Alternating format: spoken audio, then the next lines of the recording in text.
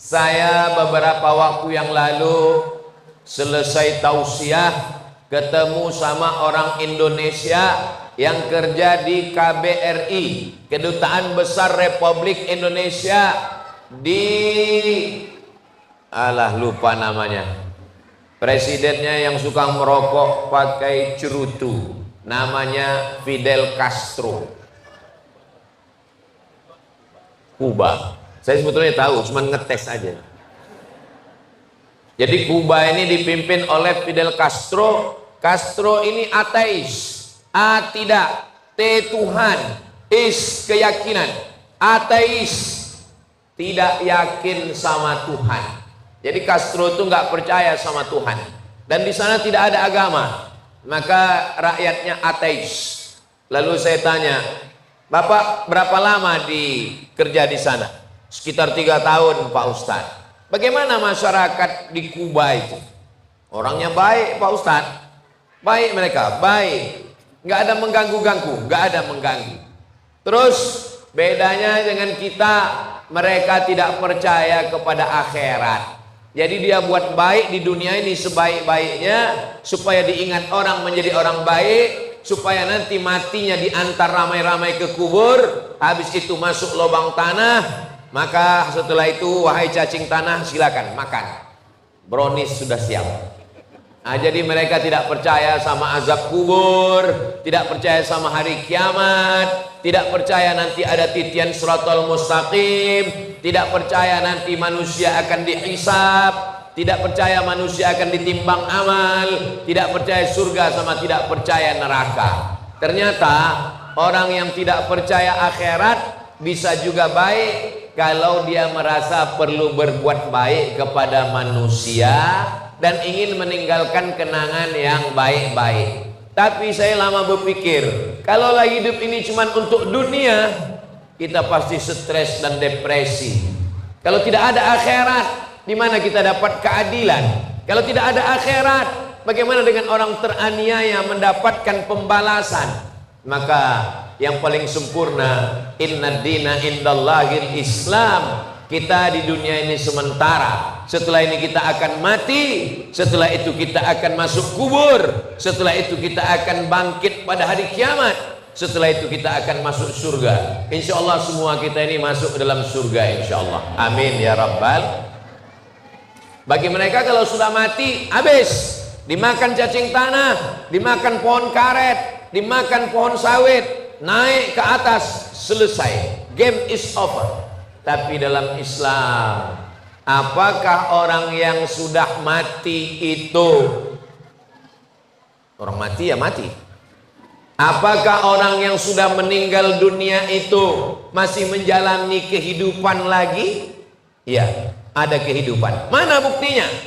Buktinya adalah peristiwa Isra Mi'raj. A'udzubillahi minasyaitonirrajim. Subhanalladzi asra bi'abdihi laylan minal masjidil harami ilal masjidil aqsa alladzi barakna haulah linuriyahu min ayatina innahu huwas sami'ul basir.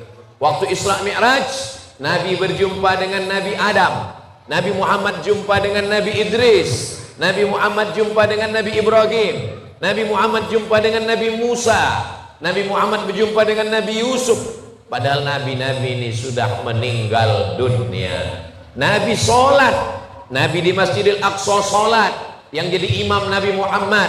Nabi Musa jadi makmum, Nabi Isa jadi makmum, Nabi Ibrahim jadi makmum. Itu menunjukkan orang yang sudah meninggal dunia, dia tetap ada, dia tetap hidup, dia tetap bisa beribadah. Tapi ibadahnya tidak wajib. Nggak ada lagi wajib sholat subuh, zuhur, asar, maghrib, isya. Nggak ada lagi wajib puasa Ramadan. Nggak ada lagi wajib bayar zakat ke Basnas. Nggak ada. Makanya kalau ada suami ibu yang nggak mau sholat, nggak wajib, suruh dia mati cepat.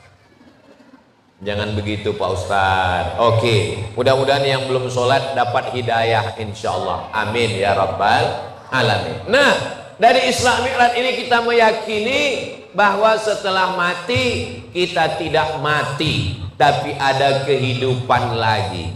Makanya bagi orang yang tidak percaya, Allah mau menunjukkan bahwa mati itu ada kehidupan. Bagaimana caranya? Maka ada beberapa orang yang sudah mati hidup lagi. Namanya mati, kok mati zombie? Mati suri. Mati suri itu bukan mati, karena mati itu cuma sekali. Kalau ada orang mati 2 kali itu pura-pura mati. Mati itu cuma sekali. Jadi kalau ada orang mati pagi, siang hidup lagi, itu disebut mati suri. Sebenarnya pingsan saja. Jadi orang barat nggak percaya bahwa kalau sudah mati itu ada hidup. Mati itu ya mati, selesai. Akhirnya dikumpulkanlah beberapa orang yang mati suri, lebih 100 orang. Setelah 100 orang mati suri ini dikumpulkan, ditanya, diwawancarai satu-satu. Anda mengalami mati suri? Ya. Apa yang Anda alami? Ketika itu saya merasa saya keluar dari badan saya, lalu ruh saya dibawa pergi ke suatu tempat. Habis itu tempatnya gelap, habis gelap tempatnya terang, habis itu ada sidang. Setelah itu saya ketemu dengan ayah saya, ketemu dengan ibu saya, ketemu dengan nenek saya. Lalu mereka nyuruh pulang. Pulang bro, waktumu belum tiba. Akhirnya pulang lagi. 100 orang yang diwawancarai mimpinya sama, di ruang berbeda, di tempat berbeda. Diwawancarai ruang berikutnya sama. Ruh saya keluar, saya melihat diri saya dibawa ke satu tempat, tempatnya gelap, habis itu terang, habis itu ketemu dengan nenek saya. Kata nenek saya pulang. Bulan lalu saya ditakdirkan Allah ketemu dengan orang mati suri 12 jam. Kebetulan ini kesempatan wawancara. Maka saya tanya juga, apa yang kakak lihat? Aku lihat diriku keluar, terus aku pergi dibawa jalan ke mall. Bukan. Terus gimana bisa balik lagi? Aku ketemu dengan emakku almarhumah. Lalu apa kata emak? Kata emaknya, kau pulang lagi ke tempatmu karena waktumu belum tiba. Akhirnya sadar. Loh, sama. Ini menunjukkan bahwa kehidupan setelah mati itu ada. Bagi yang nggak percaya, saya nggak maksa. Tapi nanti kalau sudah mati, tolong cerita.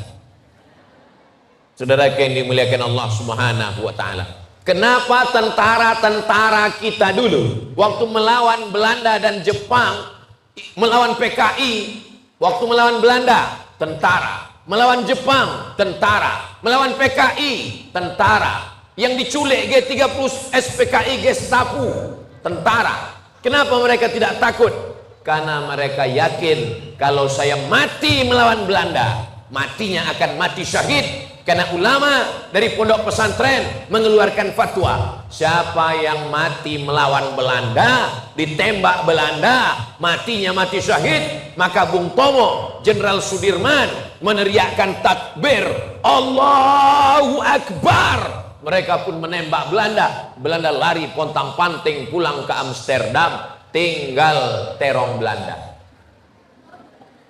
Itulah kenapa kita merdeka. Makanya dalam pembukaan Undang-Undang Dasar 1945 yang selalu dibacakan hari Senin, atas berkat rahmat Allah dan keinginan luhur bangsa Indonesia, dengan ini menyatakan kemerdekaannya. Penjajahan di atas dunia harus dihapuskan karena tidak sesuai dengan pri kemanusiaan dan pri keadilan.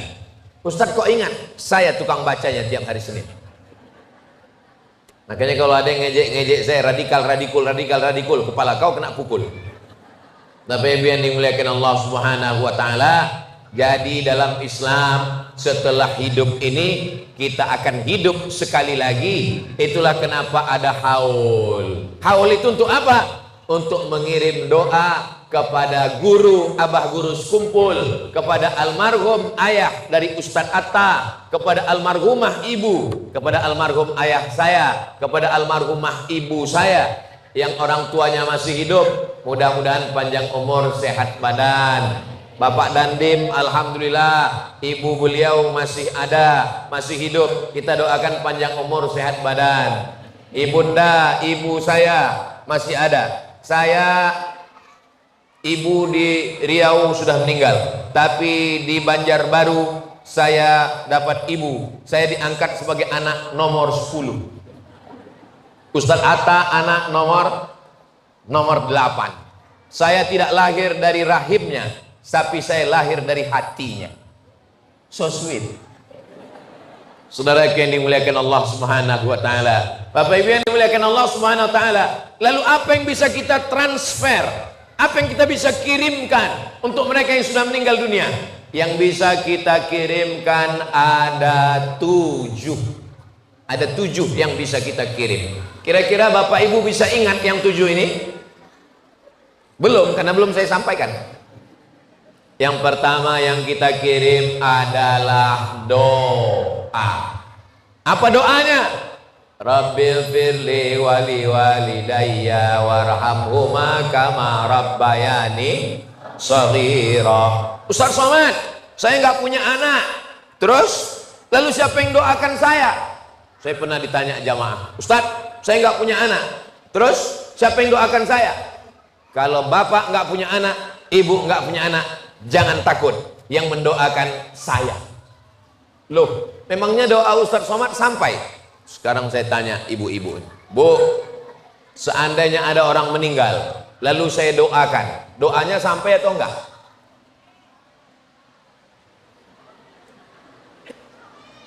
Kalau Tuan pergi ke taman, jangan lupa membawa kitab. Kalau jamaah belum sarapan, memang susah untuk menjawab. Nih kita lewat di kuburan nih, lewat di kuburan. Lalu kita mengucapkan doa untuk orang yang ada di kuburan. Assalamualaikum ya ala diyar minal mu'minin wa inna insyaallah bikum lahiqun. Yarhamullahu mustaqdimina wal mustakhirin. Nas'alullah lana wa lakumul afiyah. Doanya sampai apa enggak sampai? Sampai. Walaupun yang saya doakan itu orang Banjar, saya orang Riau, doanya sampai. Walaupun nggak ada hubungan nasab, nggak ada hubungan nasab, nggak ada hubungan nasib. Yang ada cuma satu hubungan, la ilaha illallah Muhammadur Rasulullah. Nanti kalau ada orang ngatakan kalau udah mati nggak usah didoakan, doanya nggak nyampe. Nanti kalau dia mati jangan disolatkan. Kenapa? Karena isi solat jenazah itu isinya kan doa. Allahu Akbar, Al-Fatihah. Allahu Akbar, solawat. Allahu Akbar. Aku nggak baca doa karena doa untukmu nggak nyampe. Tetap dibaca doa. Allahumma fir lahu warhamhu wa'afihi wa'fu anhu wa akrim nuzulahu wa wasi' madkhalahu waghsilhu bil ma'i wa thalji wal barad wa naqqihi minal khataaya kama yunqqa thawbul abyadu minad danas wa abdilhu daran khairan min darihi wa ahlan khairan min ahlihi wa qihi min fitnatil qabri wa adzabin nar. Allahumma la tahrimna ajrahu wa la taftina ba'dahu waghfir lana wa lahu wa li ikhwanina alladzina sabaquna bil iman wa la taj'al fi qulubina ghillal ladzina amanu rabbana innaka ra'ufur rahim. Yang hafal, yang enggak hafal gerak-gerakkan mulut. Mana tahu kadang sholat jenazahnya ada juga kawan yang rese, dia intip mulut kita. Selesai sholat dia tanya, kau tadi nggak baca doa ya? Tanya lagi, kenapa kau tengok mulutku? Yang pertama yang sampai adalah doa. Doa dari anak kandung, dari anak tiri, dari anak angkat, dari siapapun sampai. Syaratnya satu, sama-sama muslim, la ilaha illallah Muhammadur Rasulullah. Kalau ada tetangga kita non muslim, enggak Islam, meninggal, kita datang atau enggak datang? Datang ke sana, katakan saya turut berbela sungkawa, berduka cita. Semoga apa ya? Semoga kamu tabah, diberikan kekuatan dan kesabaran. Cukup, karena dalam Islam dilarang untuk mendoakan yang berbeda agama. Mana dalilnya? Nabi Ibrahim pernah mendoakan bapaknya yang berbeda agama. Lalu apa kata Allah? Maka nastighfaru Ibrahimu li abih illa an mau'idati wa'adaha iyyah. Doa Ibrahim untuk bapaknya hanya sekedar janji saja. Falamma tabayyana lahu annahu aduwwun lillah tabarra'a minhu. Ketika sudah jelas bahwa bapaknya itu musuh Allah, tabarra'a minhu, dia pun menjauhkan diri dari bapaknya. Jadi kita hanya boleh mendoakan anaknya supaya dapat hidayah. Allahumma hdi qaumi fa innahum la ya'lamun. Ini yang pertama sampai adalah doa. Yang kedua, baca Al-Qur'an. Mana dalilnya baca Quran sampai? Abdullah bin Umar berpesan, nanti kalau saya meninggal, kuburkan saya, pada kepala bacakan Al-Fatihah, pada kaki bacakan akhir Al-Baqarah, lillahi ma fis samawati wa ma fil ardh. Itu dalil bahwa bacaan Quran sampai. Kita mazhab Syafi'i, apa kata Imam Syafi'i? Wa in khatimul Quran, kalau khatam 30 juz Al-Quran paling bagus, khatam 30 juz. Ini anak-anak santri penghafal Quran, nanti bacakan khatam 30 juz untuk Ustadz Abdul Somad kalau meninggal ya. Serius ini, janji. Ingat, janjinya dalam masjid, jangan ada dusta di antara kita. Nggak sanggup baca Quran, baca Yasin, karena Yasin hatinya Al-Quran. Nggak sanggup baca Yasin, Qul huwallah 3 kali, Al-Falaq sekali, An-Nas sekali, Al-Fatihah sekali, sampaikan bacaan pahalanya. Nggak sanggup juga, untuk Abah Gurus kumpul, untuk semua yang kami acara haul hari ini, ila arwahi abaina wa ummahatina wa ajdadina wa jaddatina wa limasyaikina, almarhum ayah ibunda kami, kakek nenek moyang kami, guru-guru kami, untuk mereka yang sudah meninggal dunia. Al-Fatihah. A'udzubillahi minasyaitonirrajim. Bismillahirrahmanirrahim. Alhamdulillahirabbil alamin, arrahmanirrahim, maliki yaumiddin, iyyaka na'budu wa iyyaka nasta'in, ihdinas siratal mustaqim, siratal ladzina an'amta 'alaihim ghairil maghdubi 'alaihim waladdallin. Amin. Yang ketiga, anak-anak ingat 7 ini, nanti saya minta 1 ke depan ngulang dari awal sampai 7. Ingat baik-baik, ini akan keluar dalam UAS, ujian akhir semester. Yang ketiga, yang sampai pada orang meninggal dunia adalah zikir. Makanya kita kalau acara tahlilan zikir, afdalu zikri fa'lam annahu la ilaha illallah, la ilaha illallah. Tasbih subhanallah sampai, tahmid alhamdulillah sampai, takbir Allahu akbar sampai, tahlil la ilaha illallah sampai. Mana dalilnya?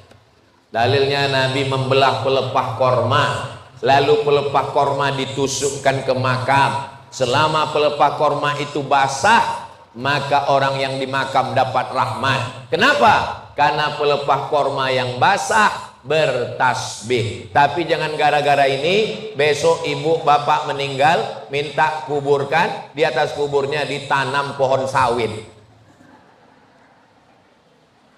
Cukup tanam tanaman biasa saja.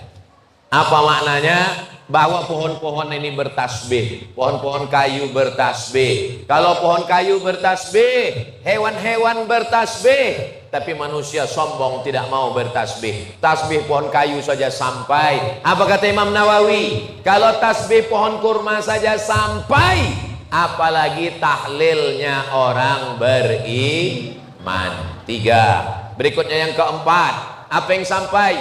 Datang sahabat Nabi namanya Sa'ad. Siapa namanya? Sa'ad. Sa'ad artinya bahagia. Sa'ad ini emaknya sudah meninggal. Lalu dia ditanya ke Nabi, ummi matat, emak saya sudah meninggal. Apa atasaddaqu anha? Bolehkah saya bersedekah? Kata Nabi, bersedekahlah Sa'ad. Ayu sadaqatu afdal? Sedekah apa yang paling afdal? Kata Nabi, suqyal ma, memberi air minum. Air minum, ini air minum untuk almarhum sampai. Lalu saat pergi gali sumur, sumurnya dia wakafkan untuk ibunya. Ibu bapak nggak perlu gali sumur. Kenapa? Itu air nggak putus-putus, berhenti. Buat apa? Buatkan sumur bor. Itu ada di samping asrama sumur bor. Airnya dinaikkan ke atas, masukkan ke filter penyaring. Anak-anak santri tinggal putar, langsung minum. Betul anak santri? Langsung minum. Nah, tapi tolong pakai gelas ya. Nah, jangan langsung dari keran. Bayangkan, siapa yang mewakafkan sumur bor? mandi, sholat, wudhu, minum, hadiahnya mengalir, pahalanya untuk almarhum almarhumah. Ini yang keempat yang mengalir. Yang kelima, apalagi yang mengalir untuk orang yang meninggal dunia? Nabi mengambil hewan kurban, lalu Nabi memotong hewan kurban. Allahumma haza'an Muhammad wa ali Muhammad, ini ku sembelih untuk Muhammad dan untuk keluarga Muhammad. Padahal waktu itu keluarga Nabi Muhammad SAW sudah meninggal. Istrinya Khadijah sudah meninggal, sebagian anak perempuannya sudah meninggal, tapi dia potongkan kurban. Itulah dalil bahwa kurban untuk orang meninggal dunia sampai. Maka hewan kurban sampai. Kalau air putih aja sampai, apalagi wadai. Kalau air putih aja sampai, apalagi ketupat kandangan. Kalau air putih aja sampai, apalagi, waduh, enak sekali tadi makanan yang dikasih oleh ibunda tadi.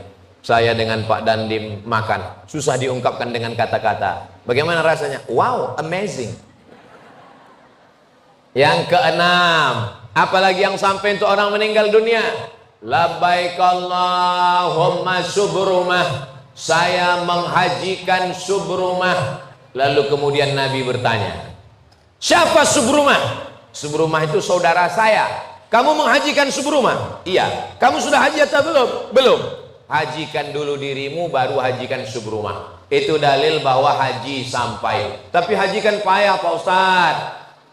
Kalau haji sampai, umroh pun sampai. Mana dalilnya? Wa atimmul hajja wal umrata. Wawnya itu adalah waw atof. Ingat itu. Wa atimmul hajja wal umrata. Wawnya itu waw atof. Kalau haji sampai, umroh pun juga sampai. Makanya nanti bapak-bapak yang sudah mendapatkan umroh dari Ibu Lisa Halabi, nanti umroh yang pertama untuk bapak. Hari kedua ada umroh, hari ketiga ada umroh. Nanti umrohnya hadiahkan untuk almarhum almarhumah. Saudaraku yang dimuliakan Allah Subhanahu wa taala, umroh yang pertama untuk diri sendiri. Umroh hari kedua, bawa kain ihram, pergi ke Tanim, sampai di Tanim mandi, habis mandi pakai kain ihram, labbaik Allahumma umrah an fulan bin fulan. Saya laksanakan umroh untuk si fulan bin fulan. Habis itu balik ke Makkah, tawaf 7 putaran. Habis tawaf, sa'i 7 bolak-balik Safa Marwah. Habis itu potong rambut gundul. Ini Ustaz Somad nih rambutnya udah kelihatan panjang ini. Ini kok nggak pangkas? Ini nanti mau dipotong waktu umroh. Ya kenapa Ustaz motong rambut mesti nunggu umroh? Kenapa nggak potong sekarang? Kalau dipotong sekarang kan pendek, bayarannya sama. Masa kerja dia terlalu sedikit? Sama-sama 10 real. Jadi kita kasih beban agak banyak sedikit. Biar ada kerja tukang potong. Nggak lama kalau potong, sebentar aja. Langsung halak, halak. Halak artinya potong. Dan potong. Habis, gundul. Untuk laki-laki. Perempuan hanya ujung rambutnya saja yang diratakan. Jangan nanti ibu minta potong juga semua. Ibu pergi umroh sendirian, sampai sana gundul, pulang ke rumah, suaminya kaget. Ini kok ada ABRI masuk kamar?